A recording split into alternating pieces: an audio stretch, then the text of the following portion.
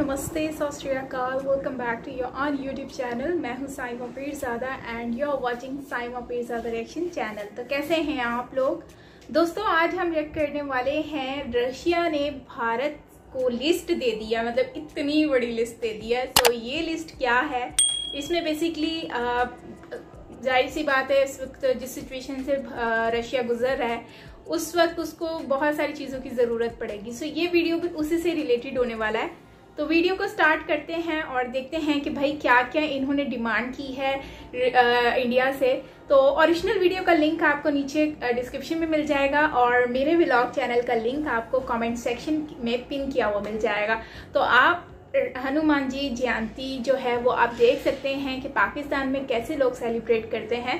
सो आप देख पाएंगे हमारे इस व्लॉग में, जिसका लिंक आपको नीचे कमेंट सेक्शन में पिन किया हुआ मिल जाएगा। सो वहाँ पर क्लिक करके आप मेरे व्लॉग्स वॉच कर सकते हैं।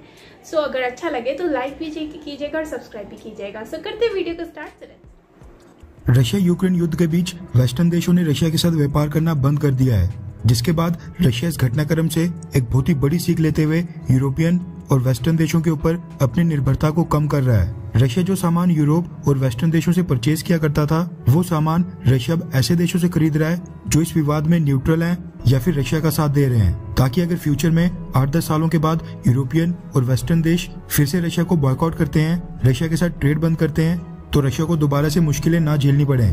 रशिया ने अपनी गलतियों से बहुत ही बड़ी सीख ले ली है, जिसके बाद अब वो भारत की शरण में आ गया है। पिछले कल ही मैंने आपको बताया था कि वेस्टर्न कंपनीज के निकलने के बाद रशिया के टॉप 10 फ्रेंचाइजी ऑपरेटर्स का एक डेलीगेशन अगले महीने मई के पहले हफ्ते में भारत के दौरे पर आ रहा है। ये डेलीगेशन इंडियन रिटेलर कंपनीज के साथ कॉन्ट्रैक्ट साइन करने आ रहा है। इसके साथ ही अब एक और नई खबर निकल कर आ रही है, जिसके मुताबिक रशिया ने भारत को सामान की एक लिस्ट जारी की है जिनकी रशिया के अंदर शॉर्टेज चल रही है। दरअसल रशिया अपनी कई सारी ग्रोसरी आइटम्स और फूड आइटम्स यूरोप से परचेज किया करता था। उदाहरण के तौर पर cornflakes, jam, pasta, ketchup, pancakes, juice, chocolates, cold drinks, detergents जैसी हजारों छोटी मोटी आइटम्स रशिया के अंदर यूरोप के देशों से आती थी। भारत की आबादी तो 130 करोड़ से ज्यादा की है, जिसके चलते मैक्सिमम वेस्टर्न ब्रांड्स ने भारतीय मार्केट के लिए भारत में ही अपनी मैन्युफैक्चरिंग फैसिलिटी और फूड प्रोसेसिंग प्लांट स्थापित कर दिए हैं। लेकिन रशिया की पॉपुलेशन है मात्र 14 करोड़, जिसके चलते वेस्टर्न कंपनीज ने रशिया में फैक्ट्रीज नहीं खोली, बल्कि यूरोप के देशों में बनी अपनी फैक्ट्री से ही वो रशिया को माल भेजती थी। लेकिन अब तकरीबन 2 महीने से ये सारी आइटम्स यूरोप के देशों ने रशिया को भेजना बंद कर दिया है, जिसके बाद रशिया के अंदर जितने भी ग्रोसरी स्टोर्स थे, गली मोहल्ले या फिर शहर में किराना स्टोर्स थे, उनमें से अधिकतर सारी पैक्ड आइटम्स गायब हो गई हैं। रशिया यूक्रेन युद्ध अब काफी लंबा खिंचते दिखाई दे रहा है, जिसके चलते रशिया तो वेट नहीं कर सकता है, इसलिए रशिया ने मदद मांगी है भारत से। रेफरेंस के लिए आपकी स्क्रीन के ऊपर लाइव मिनट के आर्टिकल का स्क्रीनशॉट है, जिसके मुताबिक रशिया ने फूड आइटम्स और ग्रोसरी सप्लाईज के लिए इंडिया से मदद मांगी है। रिपोर्ट्स के मुताबिक रशिया के रिटेलर्स ने रशिया की जो भारत में एम्बेसी है उसको कांटेक्ट किया और कहा कि रशियन एम्बेसी भारत से प्रोडक्ट्स को अरेंज करे, जिसके बाद भारत में जो रशिया की एम्बेसी है उसने Federation of India Export Organisation को फूड आइटम्स और सामान की एक लिस्ट प्रोवाइड की, जिनकी रशिया में आज की डेट में काफी भारी किल्लत है। Federation of India Export Organisation एक एपेक्स बॉडी है जो भारत से दूसरे देशों में एक्सपोर्ट्स को बढ़ावा देने के लिए काम करती है। अब ये बॉडी आइडेंटिफाई करेगी कि रशिया ने जो लिस्ट पकड़ाई है उसमें से इंडिया की कंपनीज कौन कौन से आइटम्स रशिया को सप्लाई कर सकती हैं, जिसके बाद उस कंपनी को रशिया को माल एक्सपोर्ट करने के लिए कहा जाएगा। इसके साथ ही रशिया की सबसे बड़ी ट्रेड बॉडी ने भारत की सबसे बड़ी ट्रेड बॉडी कैट यानी confederation of all India traders को भी कॉन्टेक्ट किया और कहा कि भारत के एक्सपोर्टर्स अर्जेंट बेसिस के ऊपर फुटवेयर, रेडीमेड गारमेंट्स यानी कपड़े, ज्वेलरी और बाकी सामान रशिया को भेजें। कैट के सेक्रेटरी जनरल प्रवीण खांडेलवाल ने भी ये जानकारी दी है कि रशियंस ने हमको सामान की एक लंबी चौड़ी लिस्ट दी है जो उनको अर्जेंटली चाहिए। उन्होंने कहा कि हमने वो लिस्ट भारत के सभी ट्रेडर्स के साथ साझा कर दी है। उन्होंने कहा कि भारत बहुत ही आराम से रशियन मार्केट में आज की डेट में एंटर हो सकता है और जो पहली शिपमेंट है वो मई एंडिंग या फिर जून स्टार्टिंग तक रशिया को भेज दी जाएगी। रशिया भारत को हर एक आइटम का कॉम्पिटिटिव प्राइस देने के लिए भी रेडी है, जिसके चलते भारत के ट्रेडर्स और एक्सपोर्टर्स रशिया की डिमांड पूरी करने के लिए बिल्कुल रेडी हैं। रशिया को जिस चीज की जरूरत है वो अगर भारत सप्लाई कर दे तो रशियंस के ऊपर यूक्रेन युद्ध रोकने का दबाव बिल्कुल नहीं होगा। अमेरिका इस चीज से नाराज हो सकता है, जबकि चाइना को भी अच्छा नहीं लगेगा कि रशिया इंडिया के रिटेलर्स को अपनी मार्केट का ओपन एक्सेस और फ्री एंट्री दे रहा है, जिससे भारत और रशिया और भी ज्यादा करीब आ जाएंगे। खैर, क्या भारत रशिया को ये सारी आइटम्स बेचकर सही कर रहा है, हाँ या फिर ना? नीचे कमेंट करके अपनी राय जरूर बताएं। बिल्कुल सही बात है कि रशिया जो है इस वक्त भारत से लिस्ट दे दी है और नो डाउट रशिया की फुल कोशिश है कि वो भारत के साथ बनाकर रखे, क्योंकि इस वक्त अमेरिका के साथ तो इनकी, यूरोप कंट्रीज के साथ तो इनकी बनती नहीं है। तो भाई रशिया ने जो लिस्ट दी है उसने बिल्कुल सही किया है, क्योंकि उनको पता है कि अमेरिका ने अभी इस वक्त अमेरिका के साथ तो मामला सही चल नहीं रहा है और उनके साथ व्यापार करना भी फायदेमंद नहीं है, क्योंकि रशिया के साथ इंडिया का मतलब बॉर्डर ऑलमोस्ट करीब ही है।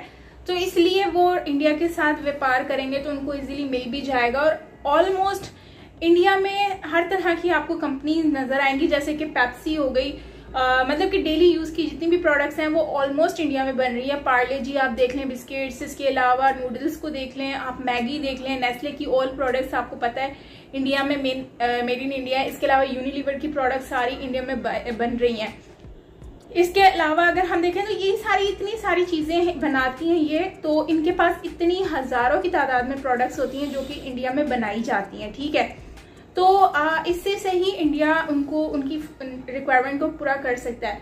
फिर उसके बाद अगर वो जितना भी उनको इस वक्त ज़रूरत है तो उसको जितनी भी हैवी पेमेंट करनी पड़े वो करेंगे, क्योंकि इस वक्त वहाँ पर सब लोगों को ज़रूरत है चीज़ों की, महंगी भी मिलेंगी, लोग खरीदेंगे। तो इंडिया इस चीज़ पे फ़ायदा भी उठा सकता है। दूसरा ये वक्त है कि इंडिया उनको हेल्प करके उनको ये रियलाइज़ करा सकता है कि इंडिया से बेहतर इनका कोई दोस्त नहीं है। दूसरा, ज़रूरत और मुश्किल के वक्त इंडिया इनको साथ दे सकता है और हर हाल में साथ दे सकता है।